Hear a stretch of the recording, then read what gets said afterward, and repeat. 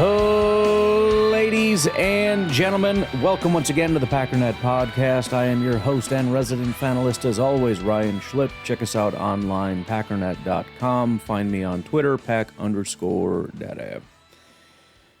Well, you know, the Packers have had issues over the years trying to find corners. They've had some success with Jair and whatnot, which leads me to the bigger point. We've had issues, but we haven't had Vikings and Lions level issues trying to find corners. We've talked quite a bit about the Vikings' struggles, whether it be unfortunate incidents of people passing away, whether it be just talent or legal issues or whatever. The Lions' issues are similar in that they've had a lot of issues just identifying good talent. But then the injury started, and so you add that second layer, and now we have this, which is, and I'm not going to read this entire, there's a whole big thing here from Ari Mirov detailing what happened. I will try to treat it like all these other things, and, hopefully it's not true, et cetera, et cetera. But it sounds pretty airtight if the allegations are correct. Remember that whole thing with O.J. Simpson? Not the killing his wife and a waiter thing. The secondary thing after he was found innocent of that. Somebody stole some of his stuff, and he went in and with some people and some guns or something and tried to go get it back. I don't remember the exact details. It's basically that. That's pretty much what happened. This is just seemingly a little bit more than that because it involves luring people to a place and then having significantly more people there. I'm not sure if they were attacked. I believe that they were. So they were physically beaten and who knows what else. There were weapons involved. There was technically kidnapping involved. And then it turns out, at least according to the report, these were not even the right people. So that also makes it worse. As for Terry and Arnold, again, I'm genuinely hopeful that he is not involved in any of this stuff. I don't want anybody to have been involved in this. Rivalry or not, I don't, whatever. But just a brief note, apparently the incident was not only live streamed, not to the world necessarily, but streamed directly to certain people, which is data that the police will have access to, who streamed it, what they streamed, and to whom. But apparently there was a group chat where there were instructions being given back and forth, and you can see who was on that group chat. So when I say the allegations seem pretty airtight, it's not looking great for this individual. I don't even know if I've named him. Terry and Arnold, who is the second very big swing the Lions took at corner in recent years. The first, kind of recent, man, time freaking flies. The first was 2020 Jeff Okudah. That was taken 3 overall. I'm going to be honest. Speaking of time flies, I hate. Well, we'll interject in a minute. Let's finish. Jeff Okudah in 2020, 3rd overall pick, absolutely massive flop. And then in 2024, at 24 overall, 1st round pick was Terry and Arnold. Arnold, for reference, in his 2 years, which, by the way, he was injured in his 2nd year, but his coverage grades were 50 and 54. So they were bad for 2 years. And he was injured in 2025. And I have a hunch he will not be playing football this year, or let's just say this year. This creates a bit of a problem for the Lions. Their cornerback room, as of now, I guess, is DJ Reed, who is, again, the guy that I had said that I would have been interested in and whatnot. He was okay. He ranked 45th among corners with a 65 grade. He's been declining every year since 2023. He had a 78, then a 71, then a 65. He is also going to be 30 years old this year. So there's that. In the slot, they have Roger McCreary. McCreary didn't play a ton. He was dealing with a bunch of injuries and whatnot, but he graded out well. He's been very up and down. 60, 70, 60, 70 have been his grades over 4 years. And then you have Terry and Arnold, who is their starting corner.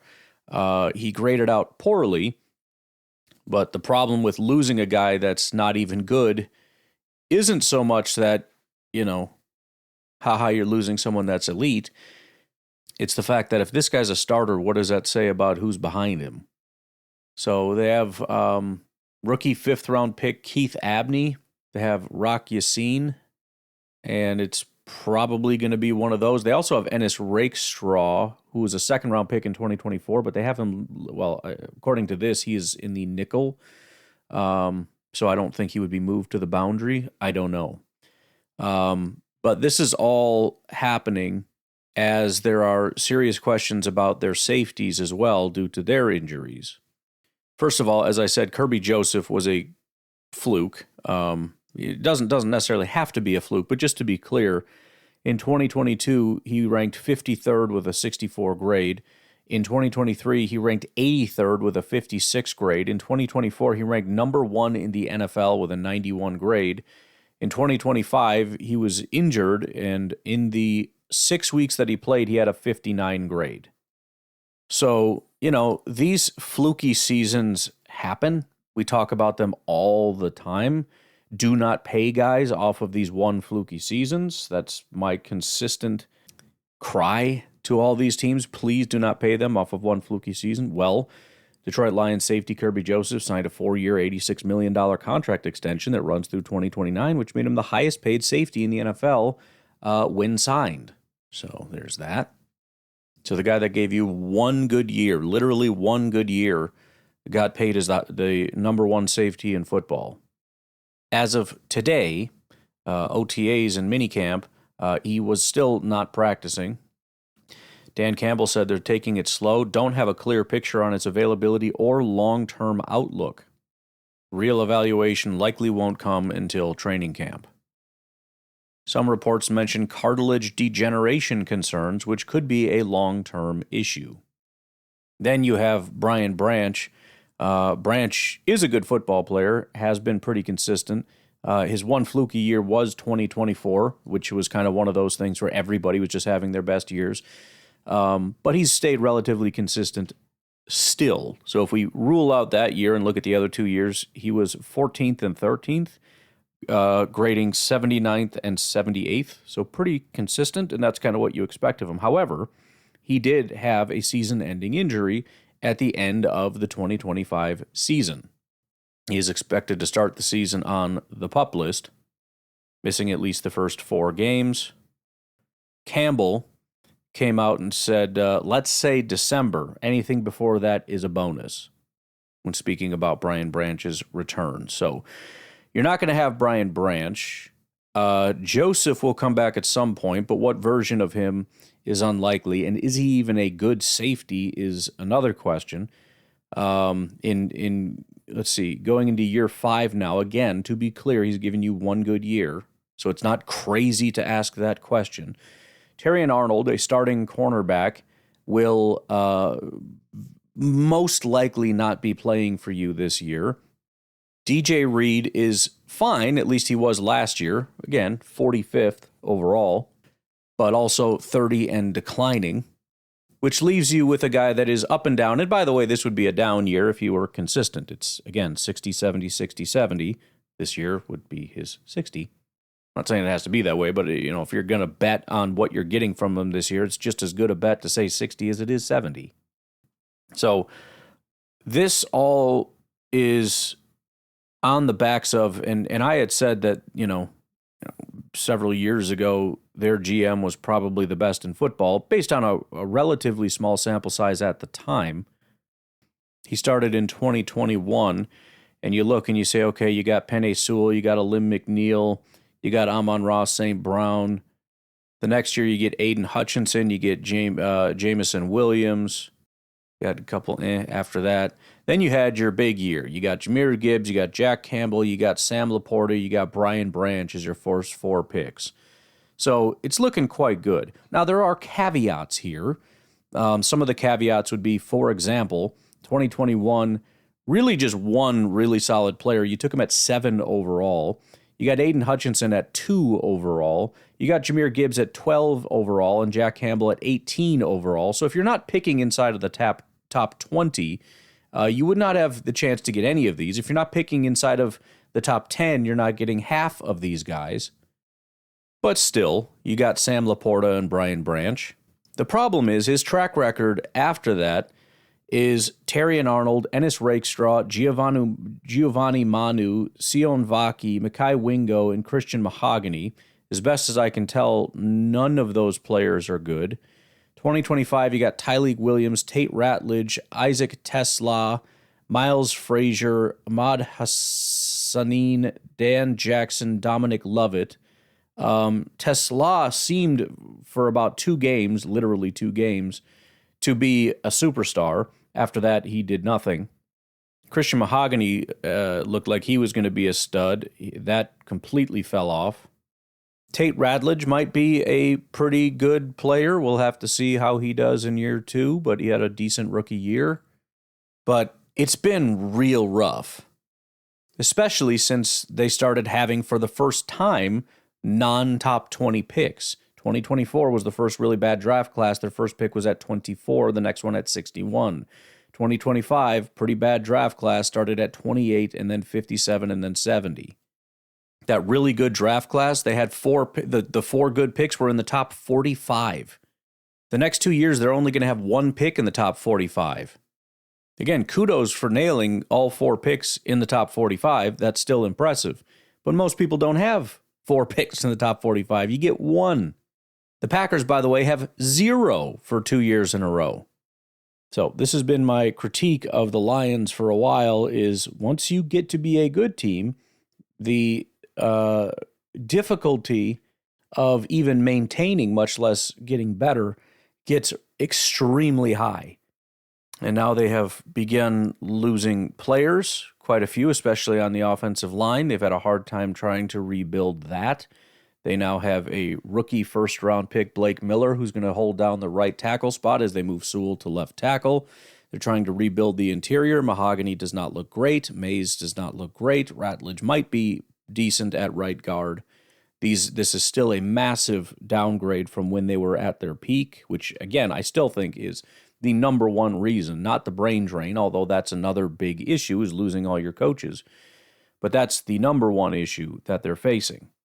They have never been able to build up this defensive line outside of Aiden Hutchinson. At one point, they did seem to have some pretty good interior defensive tackles. Those guys have been battling serious injuries, have really not bounced back at all since. Alim McNeil, etc.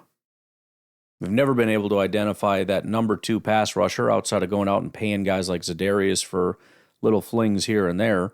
But as of right now, seem to be holding it down with DJ Wonham, which is terrible.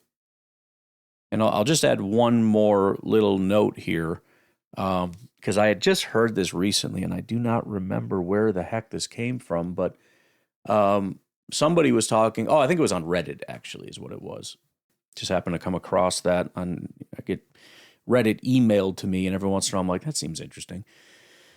The new offensive coordinator, I think it's Petzing, isn't it? Something like that. Apparently has made some kind of comments about we want to try to push the ball down the field a little more. There's a major problem with that. I don't know the exact dynamics in terms of, last year, was it designed to keep the ball a little shorter, or was that just how it happened to go? But you got to understand the structure of this team. Jared Goff is horrific under pressure. And so he's very good and quite surgical with the shorter, quicker time type of things, which is where they've been thriving. And Amon-Ra St. Brown and Laporta make that a lot easier, as does Gibbs, as a great guy to dump it off. But I think the comment was something to the effect of, on like a 3rd and 7, they're going to try to get 7 yards in the pass. as opposed to throwing it short of the sticks and expecting guys to make up the next, 4 or 5 yards or something. Again, the issue with that is you're going to have to hold the ball longer. And if Goff is getting spooked, if he has to move, heaven forbid, this is kind of taking them further out of their comfort zone. Again, this offensive line issue is kind of forcing them into a situation where you have to throw short and you have to throw quick. It's the only way that you can make this Jared Goff a highly efficient quarterback. And then you lean on guys like Gibbs, Laporta, and St. Brown to get those extra yards and make that whole thing work, even though it's not ideal for anybody. So for a guy to come in and be like, look at all these stupid short passes, this is not a way to win. We're gonna get more explosives, right? Back to the whole explosive thing. If we just do the explosives, then we're a better offense. Okay, well, the problem is you try to go out and hunt explosives, you hold on to the ball, you take sacks. Yes, explosives are good. Hunting explosives, not always necessarily good. We'll take a break. We'll be right back. So I want to point to this because this guy's an idiot. This is what happens when a stupid fake reporter tries to report out news that they heard and they get it wrong and create a panic. NFL Rums. They got the, what do you call it? The little siren emojis. Packers tight end Tucker Kraft is expected to start the year on PUP list. He still hasn't taken this down, by the way. If you saw this and you panicked, don't. The report they were talking about is starting training camp on the PUP list. He stole this from a Matt Schneidman report that basically just said Matt Schneidman believes Packers Tucker Kraft could start training camp on PUP list. So he took could and PUP list and turned it into will and, or how did he phrase it? Was it likely? Oh, expected. He's expected to start the year on the PUP list instead of could be PUP list for training camp. Let me read the exact quote, which is hilarious because it actually says the exact opposite of what this stupid dummy said. But of course, he didn't read that. He just saw Sleeper NFL put out Matt Schneidman believes Packers Tucker and didn't read it and then put out their own report to try to get a bunch of clicks and whatnot. Well, Micah Parsons may miss the first month and a half of the season finishing ACL rehab. Another one of the Packers star players anticipates being ready week 1 with no snap count limit. Tight end Tucker Kraft, who arguably played like the league's best at the position when he tore his ACL in week 9, has looked swift while rehabbing on the side of practice this offseason.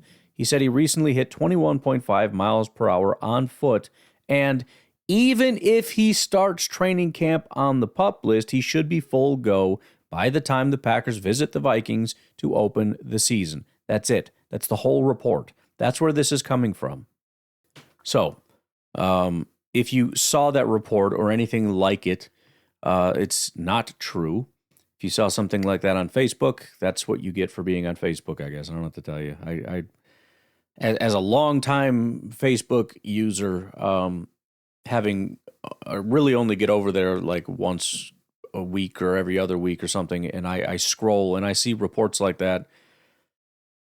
I mean, first of all, they're 10 times more ridiculous, and it's just all that Facebook is. There is no like receptacle of here's a bunch of really good, well-informed news. It's just nonsense, like Tucker Kraft may miss the season level craziness. So, if you want to hang out over there, that's fine, but don't believe any Packers news that you see. Anywho, speaking of, let's take a minute to delve into this. I don't have a ton to add, but I thought it would be worthwhile to just look at the numbers for the Kyle Pitts thing because I saw that there was a contract, and we saw kind of the APY at $18 million per year. Don't really know much outside of that, and I don't know what that means for Tucker Kraft. Could he get more? Could he get less? I have no idea. I think you could easily make a case that he would get less. I think Tucker Kraft has been more productive. Pitts has been more productive. Kraft is coming off an ACL. Pitts was a number 4 overall selection, which does matter. Maybe it shouldn't, but I think it does. So you could look at that. I think for Tucker Kraft, you'd be mostly looking at how explosive he was looking last year, but you're talking about half a year sample size. That being said, I could see a case where he gets slightly more, but it's only as an APY. Then there's kind of some funny money, going to be less guarantees, those kinds of things. Beyond that, though, what I wanted to look at was and SpotTrack actually has a pretty nice little chart here. I've talked about the percentage of the cap. They have a thing on here, the AAV percentage of cap rankings, it's called. So AAV just being the average amount per year. I think they probably have this for guarantees and whatnot too, but this is fine. The thing that I really like about it, though, is it uses the percentage of the year in which they got it. So it's not the percentage as of today, it's the percentage the year that which would make significantly more sense, because then the percentage would just keep going down every year, rather than giving you an idea of what they got at the time. So right now is not a huge tight end time. The guys that are the big tight ends, like Kittle, are getting much older. Mark Andrews, all these guys, they've had bigger contracts in the past compared to right now. But if we look at today, this is not historically, but tight end contracts today, Kyle Pitts got the 4th highest contract. I don't even know exactly where he ranks overall, just as far as an average per year, but he ranks 4th. He's at 5.98% of the salary cap of the 2026 cap. At 3rd is Trey McBride, who got 6.81%. That's a pretty big jump. That's almost a full percentage above him. Kittle is at 6.84%. And then hilariously, TJ Hawkinson is the highest paid tight end right now when you look at the percentage, which in 2023, when he got paid, was 7.34% of the salary cap. To give you an idea, obviously, because he got paid this year, Pitts' 5.98% puts him at 18%, obviously. McBride, who got paid in 2025, the comp would be $20.5 million. So from 18 to 20.5 is how big of a jump that is. For Kittle, it would be 20.6, about the same. And then TJ Hawkinson would be $22 million. So if you look at if Tucker were to go to the top right now, it would actually be TJ Hawkinson's contract, and it would be closer to $22 million. Now, I don't think he gets that. The biggest case I think you could make is, again, these are not really the top numbers historically. So I went back to, I think, like 2011 just to look. After this, if you go up a little bit more, Gronkowski, in one of the years that he had multiple contracts, but presumably his last big one was 7.46, so that would be $22 million. I'll just use the APY I give. Oh, no, I won't. Jimmy Graham, 7.52, which is 22.6. Kittle, his a previous contract, 7.57%, which is 22. Andrews, 7.81. Actually, Andrews and Dallas Goedert, 7.81, which is $23.5 million per year. And then the biggest one, hilariously, was Darren Waller. He had 8.17%. I don't know if you remember that time he got a massive contract, but that was 8.17%, which in today's money is $24 million. So again, when you're talking top, $18 million is not really exactly the top. It's probably more like $24-25 million, but that would be supreme elite. But again, that would be kind of the case that you would make is, I'm not really going based off of Pitts. I'm looking at the top and saying, okay, fine. He's not maybe top at 24, but why don't you give me 20? That being said, though, I do think, again, I know the structure is usually different. Let's just say in general, I think he's going to end up with less than Kyle Pitts, even if we see the average per year higher, which I kind of don't think is going to happen. But even if we see that, I think you're going to see that he gets a smaller contract than Kyle Pitts does, but that's just kind of a general overview, I guess. The next highest paid is actually Cole Kmet at 5.56, which would be 16.75 million. So you can see how much of a drop off that is if you think about Cole Kmet's production. I can't imagine they're going to drop him down to a Cole Kmet level. Behind that is 5.31%. That's strange. Then you got Freiermuth, just a whole lot of like yikes type tight ends. So we're operating in a pretty tight range here where I can't imagine it's below 17. I have a hard time believing it's above 18. It might be. It could be between 17 and 20, but if it reaches above 18, there's going to be quite a bit less. And again, because part of the issue is injuries, it may be like a Christian Watson thing. The number appears a lot bigger than it is because a lot of the guarantees and whatnot are tied up in, a lot of the contract, I guess I should say, is tied up in incentives. So, all right, why don't we take our, you know what? I need to take a break. Or not a break. We're going to have to end here today. I do not have time. Promised my kids we'd get to work on this game at 7. It's 6:42. And also I've been, part of the reason it's so late is, let me do this. I'll give you a little hint as to what tomorrow I think is going to be about. So Todd over on Patreon sent me a message, and I know I'm going to get a lot of pushback on this because there's a ton of, I would say the vast majority of fans are, whether they're not maybe anti-LaFleur, I don't know, but certainly that LaFleur is holding this team back. And here is what he had to say. This, by the way, is Mr. Numberman, so he is of a similar mind as me, I suppose. Let me just read you the general summary here. Todd, I hope you don't mind I'm reading this. He says, one thing I don't think you addressed in the Jordan Love, Matt LaFleur discussion is pace of play. And this kind of goes back to, as I had mentioned before, that they had played less snaps. And for those that have no idea the full context of this, maybe I'm explaining too much. If you don't know the context, you'll find out tomorrow. But the discussion about Matt Stafford compared to Jordan Love and Stafford having much more production, the problem is the lack of actual snaps, which then ended up getting blamed on Matt LaFleur, which then I said, no, that's not the case, and blah, blah, blah. So what he's saying is part of the reason that you're not getting as much production out of this as you can is because the pace of play is entirely too slow. And in other words, I hate when videos just start playing out of nowhere on frickin' Twitter here. It's been sitting here for 10 minutes and then it just started playing. In other words, if you would speed up, then, I mean, the equation is pretty straightforward. If you rush to the ball a little quicker and snap the ball quicker, you get off more plays, and more plays equal more production. Now, it falls a little flat because ultimately, if it only matters if it ends up meaning more drives. In other words, you'd have to go so much faster over so much time that you can squeeze in one more drive, because otherwise it doesn't really matter whether you get the same number of points per drive. What does it matter?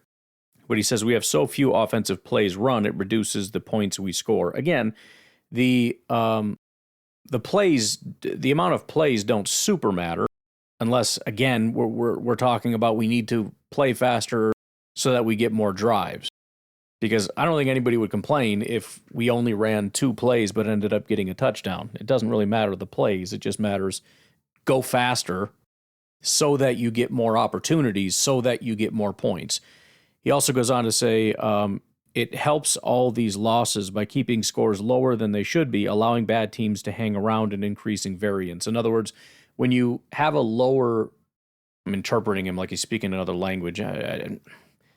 I guess I'm just kind of thinking through my thought process. I'm not trying to act like you don't know what he's saying, but when the score is lower, rather than a blowout, you're always leaving things up to chance. There's too many random variables that happen in a game to expect like a 3-point lead or a 7-point lead to hold up. Variance is going to, sometimes it works for you, sometimes it works against you. if you have a blowout, the odds that variance or luck or whatever, the way the ball bounces is going to cause a loss is much lower. So stop leaving things up to chance. Go faster, get more drives, score more points, win more games. That's sort of the formula, as best as I can, if I'm properly articulating that, Todd. But anywho, part of the reason it's so late is because I'm an idiot. I get distracted. I saw his message and immediately started digging into it and spent quite a bit of time on that rather than finishing this podcast. But again, it is getting late. So I am going to leave it at that for today. Plenty to look into tomorrow. I'll talk to you then. Have a good one. Bye-bye.